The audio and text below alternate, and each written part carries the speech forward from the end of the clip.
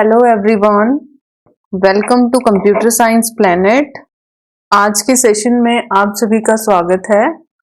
आज का जो टॉपिक है हमारा डिस्कशन का, that is computer science, net computer science November 2020 solution. इसमें हम पार्ट 1 डिस्कस करेंगे जो नेट कंप्यूटर साइंस में आपसे 11 नवंबर के पेपर में एनटीए नेट ने आपसे पूछे थे विद डिटेल्ड एक्सप्लेनेशन। सो अगर आपने मेरे चैनल को सब्सक्राइब नहीं किया है तो इसको सब्सक्राइब करना ना भूलें, और मेरी वीडियोस अगर आपको पसंद आती हैं तो इसको लाइक शेयर जरूर करें। और ये मेरे टेलीग्राम चैनल हैं जिसको आप ज्वाइन कर सकते हैं। किसी भी इंफॉर्मेशन के लिए या कोई भी आपकी क्वेरी है आप यहाँ पर मुझे पोस्ट कर सकते हैं रिगार्डिंग सब्जेक्ट, राइट। तो हम शुरू करते हैं नेट कंप्यूटर साइंस का सॉल्यूशन पार्ट 1, जिसमें हमने कुछ क्वेश्चन ऐड किए हैं जो आपके एनटी नेट में पूछे गए थे। उसके साथ साथ इसमें मैंने क्या किया है, जैसे कि आपको पता है अभी तक रिकॉर्डेड जो कॉपी है या रिस्पॉन्स शीट है एनटीए नेट ने अपलोड नहीं की है, बट स्टिल सेम पैटर्न पे फिगर उसके अंदर चेंज हो सकते हैं, बट सेम पैटर्न पे जो फॉर्मूला अप्लाई होगा उसी के बेसिस पे मैंने क्वेश्चंस को यहाँ पे ऐड किया है, राइट। तो आप इस तरीके से इसके डिटेल सॉल्यूशन को देख सकते हैं। तो फर्स्ट जो क्वेश्चन है जो कि एनटीए नेट ने पूछा था, फिगर इसके अंदर डिफरेंट हो सकते हैं जो फिगर यहाँ पे मैंने यूज किए हैं, बट जो पैटर्न था या फॉर्मूला जो यूज होगा वो डिटो आज हम यहाँ पे सीखेंगे। तो सबसे पहले है ये कैशे मेमोरी से रिलेटेड क्वेश्चन था। Consider a direct map cache size of 16 KB, block size है 256 बाइट और मेन मेमोरी का साइज क्या है 128 KB। तो क्या निकालना है आपको, नंबर ऑफ बिट्स कितनी है टैग के अंदर, टैग की डायरेक्टरी का साइज क्या है, या फिर इसके फिजिकल एड्रेस का साइज क्या होगा, ठीक है जी।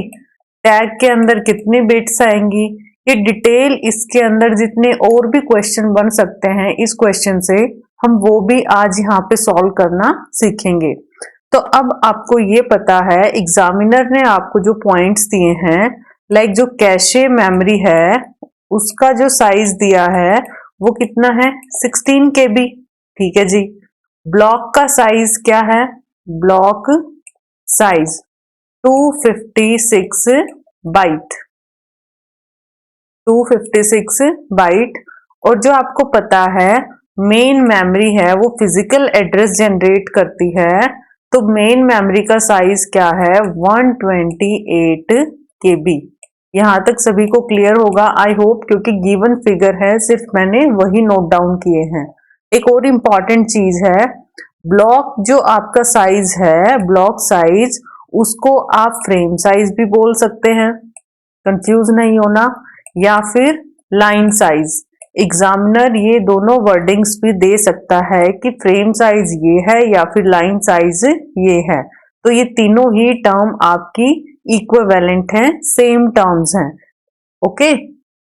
तो अब आपसे एग्जामिनर पूछता है, इसमें पूछा number of bits in tag and the size of directory tag और टैग डायरेक्टरी।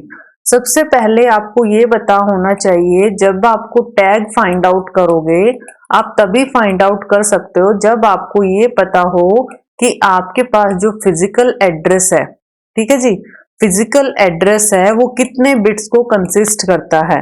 तो अगर आप लोगों को पता हो फिजिकल एड्रेस कौन जनरेट करता है, मेन मेमोरी, ठीक है। और मेन मेमोरी का साइज क्वेश्चन में कितना दिया है 128 KB। तो जब मैं इसको बाइट्स में लिखूंगी ये कैसे लिखूंगी मैं 2 की पावर 17, ठीक है, 2 की पावर 17 बाइट, राइट। तो 2 की पावर 17 मीन जो आपका रेज टू पावर है 2 की पावर n की फॉर्म में मैंने इसको रिप्रेजेंट किया, तो नंबर ऑफ बिट्स इसके अंदर कितनी होंगी 17। तो क्या मैं बोल सकती हूँ जो 17 बिट है वो क्या है आपके फिजिकल एड्रेस का साइज है, राइट। तो फिजिकल एड्रेस का साइज आपके पास आपको पता चल चुका कि 17 बिट है।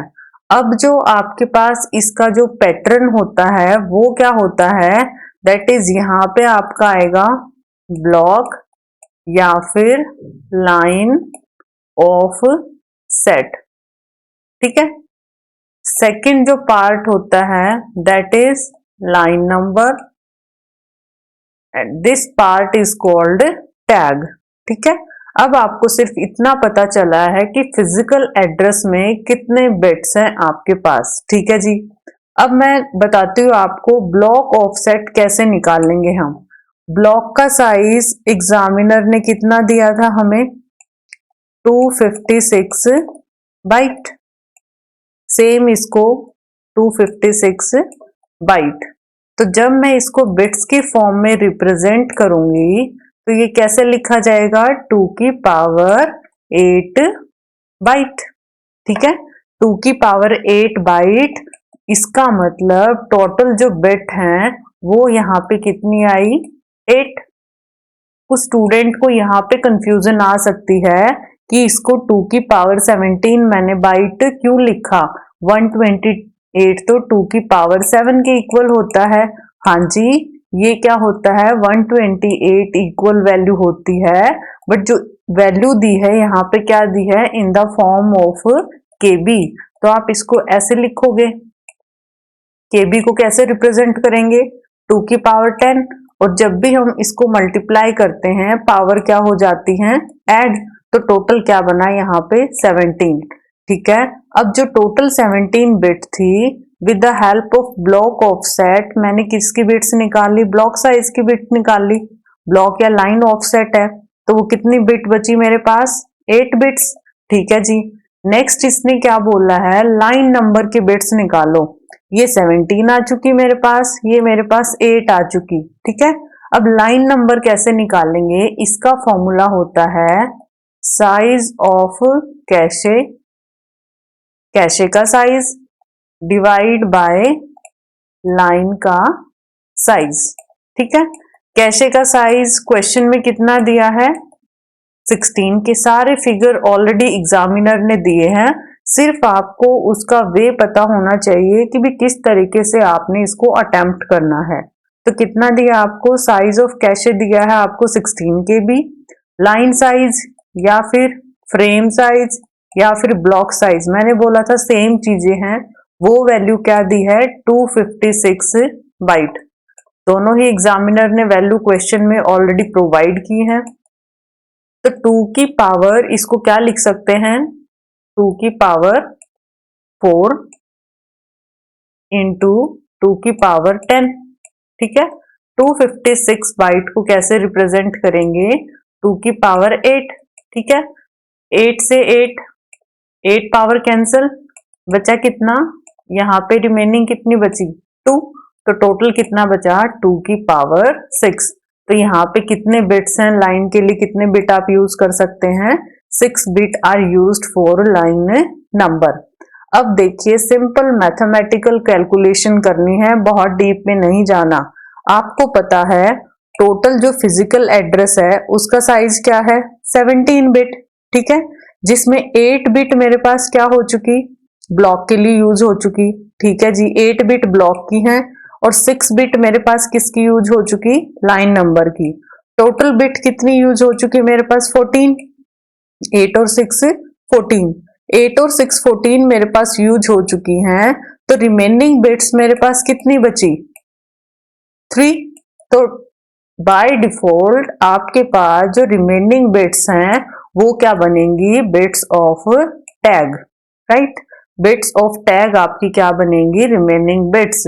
तो टोटल आपकी फिजिकल मेमोरी 3 फेजेस में थी, that is tag, line number और ब्लॉक लाइन या फिर जो आपका ऑफसेट है वो किस तरीके से निकालते हैं। आई होप आप सभी को क्लियर होगा। अगर किसी स्टूडेंट को डाउट आता है तो कमेंट सेक्शन में आप पोस्ट कर सकते हैं। ठीक है जी, अब आपको टैग निकालना आ गया, लाइन साइज आ गया, ब्लॉक ऑफसेट निकालना आ गया। सेकंड जो क्वेश्चन था वो क्या था, टैग की जो डायरेक्टरी है उसका साइज हम कैसे निकालेंगे। तो टैग डायरेक्टरी साइज कैसे निकालते हैं, number of tag into tag size. ठीक है, अब एक नई टर्म आई है नंबर ऑफ टैग। अब आपको ये तो पता था टैग का साइज क्या है, 3 बिट था, क्योंकि अभी हमने कैलकुलेट किया है। बट नंबर ऑफ टैग क्या होगा? Number of tag is number of line in cache. Cache के अंदर कितने नंबर ऑफ लाइन है? पीछे हमने देखिए लाइन कितनी थी कैशे के अंदर, 6 थी, 2 की पावर 6, यही हमने कैलकुलेट किया था। ठीक है, तो उस तरीके से number of line in cache मेरी क्या बनती है, 2 की पावर 6, और नंबर ऑफ बिट मैंने क्या कैलकुलेट की है, 3। टोटल क्या बना, 2 की पावर 6 इंटू 3, 192 बिट। बाइट में रिप्रेजेंट करेंगे, it will be equal to 24 byte. So the directory size or the tag directory size is equal to 24 byte. This is a question which is asked in NTA NET November 2020, जो कि बड़ा ही easy question था, but शायद हो सकता है फॉर्मूले की वजह से या कॉम्प्लिकेटेड इसके अंदर फिगर देख के स्टूडेंट्स इससे घबरा सकते हैं। तो बड़ा इजी तरीके से मैंने इसको करवाया है आपको, तो आप इसको देख सकते हैं वीडियो को। नेक्स्ट इज प्रॉब्लम 2, जो एनटीए नेट ने पूछा था। फिगर इसके भी डिफरेंट है बट क्वेश्चन का पैटर्न क्या है, सेम है। तो डिस्क शेड्यूलिंग का क्वेश्चन था।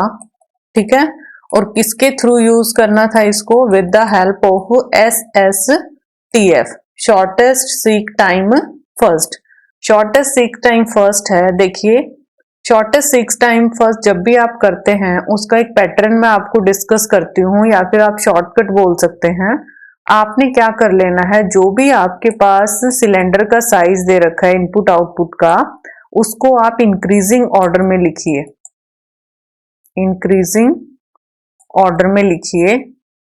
उसके बाद जैसे कि यहाँ पे अगर मैं इंक्रीजिंग ऑर्डर में लिखूं तो क्या आएगा, 14, उसके बाद 41, उसके बाद 65, 67, देन 98, 122, 124 और 183, और 53 कहाँ पे आएगा, यहाँ पे। क्योंकि क्या बोला गया है, इनिशियली जो आपका सिलेंडर है वो कहाँ से मूव करता है, फ्रॉम नंबर 53। ठीक है, उसके बाद देखो यहाँ पे क्या कंडीशन दे रखी है, उसमें ऐसी कोई कंडीशन नहीं थी कि मूविंग टुवर्ड्स लार्जेस्ट नंबर या किस तरीके से उसने सर्विस को पास करना है। बट यहाँ पे क्या है, moving towards larger mean starting में वो कहाँ पे मूव करेगा, आपके लार्जेस्ट नंबर की तरफ मूव करेगा। जैसे कि 53 से उसको अगर मूव करना है तो वो ये चेक करेगा कि उसका लार्जेस्ट नंबर किधर है।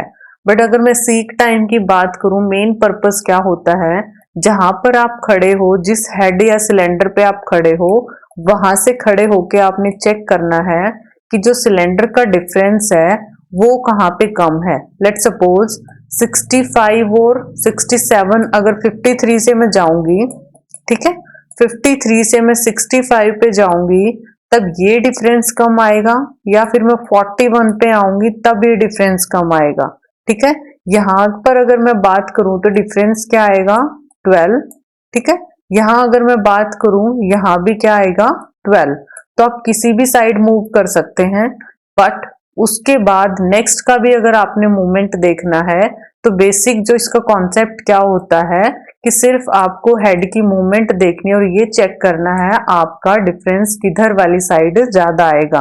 तो इस क्वेश्चन के अकॉर्डिंग क्या है कि moving towards larger cylinder with the help of shortest seek time first.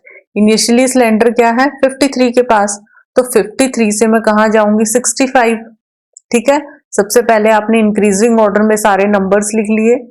65 से कहाँ गए, 67। 67 से मैंने देखा कि डिफरेंस क्या है इसका, 8 माइनस 7 1, 9 माइनस 6 क्या आ जाएगी, ये डिफरेंस क्या आया, 31। अगर मैं 67 से 98 पे मूव करूं, बट अगर 67 से 41 पे मैं मूव करती हूँ तो डिफरेंस क्या आता है 26।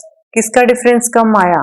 सिर्फ इसने क्या बोला है कि स्टार्टिंग में जब आप मूव करें तब लार्जेस्ट की साइड करें, बट आपने ये जरूर ध्यान रखना है कि शॉर्टेस्ट सीक टाइम फर्स्ट को भी ये फॉलो करे। तो जैसे ही मैं यहाँ पे मूव करती हूँ मेरा डिफरेंस आता 31 हेड मूवमेंट का, बट 67 से अगर मैं 41 आई तो मेरा जो हेड मूवमेंट का डिफरेंस है वो सिर्फ क्या आया 26। तो शॉर्टेस्ट सीक टाइम मेरा क्या हुआ 41, यहाँ पे मूव किया। अब यहाँ पे भी मेरा क्या है हेड मूवमेंट कम आ गया तो इसको किया। अब क्या होएगा, अब मेरा ऑटोमेटिकली ये लार्जर की तरफ चला जाएगा क्योंकि यहाँ पे जितने भी हमारे इन बिटवीन आए सारे की सारी वैल्यूज फिनिश। अब उसके बाद 98 क्योंकि इंक्रीजिंग ऑर्डर में लिखा है तो बाकी कोई कैलकुलेशन की जरूरत ही नहीं है, सारे हेड मूवमेंट को क्रॉस करता हुआ ये पार करेगा। ठीक है, अब इसके बाद ये पूछता है कि भी कौन सा हेड मूवमेंट है, कितनी उसकी टोटल क्या है वैल्यू आएगी। तो एक तरीका क्या है, आपने क्या करना है 65 जितने भी लाइंस हैं, एक पॉइंट ये है एक पॉइंट ये है, इसका डिफरेंस निकाल दो 65 माइनस 53, फिर इसका डिफरेंस निकालो 67 माइनस 65, फिर इसका सारे हेड मूवमेंट का आप क्या करोगे डिफरेंस निकालोगे। बट टाइम सेविंग के लिए आपने क्या करना है, एक डायरेक्शन में ये लाइन है मेरी तो इसको मैंने क्या किया 67 माइनस 53 प्लस सेकंड जो एक डायरेक्शन में लाइन है मेरी ये आएगी 67 माइनस 14, ओके, प्लस उसके बाद जो मेरी प्रॉपर लाइन है वो कहां तक है 183 तक, 183 माइनस 14 लाइन है मेरे पास टोटल क्या है 3, 1 2 3, तीनों लाइन का डिफरेंस निकाला स्टार्टिंग और एंडिंग पॉइंट्स का और उसको क्या कर दिया मैंने ऐड कर दिया, तो मेरे पास वैल्यू क्या आई 236। अब एग्जामिनर यहाँ पे क्या दिया था, उसने कुछ नैनो सेकेंड्स का टाइम दिया था कि भी एक मोमेंट के लिए कितना टाइम लगता है 2 नैनो सेकेंड, 3 नैनो सेकेंड या 10 नैनो सेकेंड, कुछ भी दे सकते हैं। लेट सपोज 10 नैनो सेकेंड है एक मोमेंट के लिए, तो 236 के लिए कितना लगेगा, लास्ट में मल्टीप्लाई कर दो 2360, कुछ भी वो दे सकता, उसी के बेसिस पे आपने क्या कर देना है मल्टीप्लाई कर देना है। So this is the question जो कि एनटीए ने आपसे पूछा था। Problem number 3, very important question, most of the time NTA net ने इसको पूछा है, शायद ही कोई ऐसी शिफ्ट गई है या कोई पेपर गया है जिसमें से यहाँ से क्वेश्चन ना आया हो एनटीए नेट में। पेजिंग के अंदर होता है एक ट्रांसलेशन लुकोसाइड बफर जिसको बोला जाता है टीएलबी। उसमें बोला है टीएलबी में जो एक्सेस टाइम है उसका एक्सेस टाइम 10 नैनोसेकंड है, मेन मेमोरी एक्सेस है 50 का, तो इफेक्टिव मेमोरी या इफेक्टिव एक्सेस टाइम क्या होगा, जबकि हिट रेशियो क्या दे रखा है 90% और कोई भी पेज फॉल्ट वहां पे नहीं है। ठीक है, तो इसका जो फॉर्मूला होता है, फॉर्मूला क्या होता है, हिट रेशियो इनटू टीएलबी को एक्सेस करने का टाइम प्लस मेन मेमोरी को एक्सेस करने का टाइम, ठीक है, plus miss ratio into TLB को एक्सेस करने का time plus 2 into main memory को एक्सेस करने का टाइम। ठीक है जी, इफेक्टिव एक्सेस टाइम को कैलकुलेट करने का फॉर्मूला है हिट रेशियो यहाँ पे क्या है 90, ठीक है, 90% है, इसको 90/100 लिख सकते हैं। टीएलबी को एक्सेस करने का टाइम क्या है 10 नैनोसेकंड प्लस मेन मेमोरी को एक्सेस का 50 प्लस मिस रेशो। अब डेफिनेटली अगर हिट 90 है तो 1 माइनस क्या कर सकते हैं 90/100, वो क्या आ जाएगा मिस रेशो, जो कि बनेगा 10/100, 10%। टीएलबी को एक्सेस किया 10 में, 2 इंटू मेन मेमोरी का टाइम 2 इंटू 50, इसको जब आप कैलकुलेट करेंगे कैंसिल किया, ठीक है। 90/10 इंटू 60 कितना आया आपका? जब भी आप इसको कैलकुलेट करेंगे आंसर क्या आएगा आपका? 65। तो आपने सिर्फ क्या याद रखना है कि इसका हिट रेशियो प्लस बाकी जो टाइमिंग दे रखी है टीएलबी और मेन मेमोरी का, दोनों को ऐड करके हिट के साथ मल्टीप्लाई कर दिया, प्लस क्या किया है मिस रेशियो। अब ये अगर 90 था तो ये क्या बचा? 10, क्योंकि टोटल की वैल्यू क्या होती है? 100, ठीक है। 100 या फिर क्या बोल सकते हैं 1। मिस रेशियो आया access time of TLB into 2 multiply access time of main memory. Figures को पुट कर दो, आपका आंसर आ जाएगा।